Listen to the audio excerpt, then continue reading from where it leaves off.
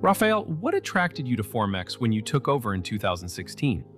Formex had a great idea at its core, which really interested me. It was to bring motorsports engineering into watchmaking.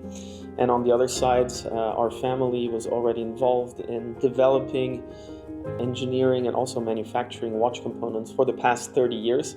And I thought there would be great synergies to bring all of this innovation and design capabilities to our own brand. So the goal we set ourselves was simple from the beginning. It was to put the product first.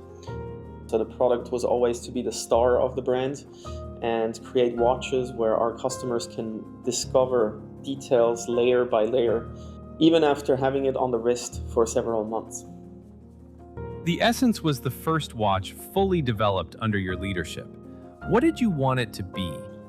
The Essence brought our new direction together. We wanted to create a mechanical everyday watch that is highly precise and features the innovation Formex nowadays is known for. We launched a 43mm version in 2018 on Kickstarter and subsequently came out with smaller sizes and more materials like carbon fiber composites, forged carbon fiber, and ceramics, because we were already specialized in manufacturing and developing with these high-tech materials through Dexel, our family company. If the Essence 39 was already your bestseller, why change it? Staying true to our philosophy doesn't mean that we have to stand still. So the Essence 39 still has everything our community loves about it.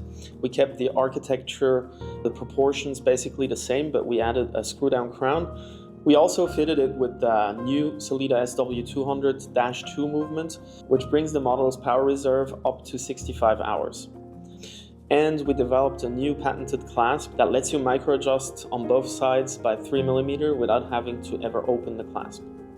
We were able to fit all these little details and small improvements without changing the look of the watch, and so you keep the design the Essence 39 is known for, but you have the added benefit of all these incremental changes.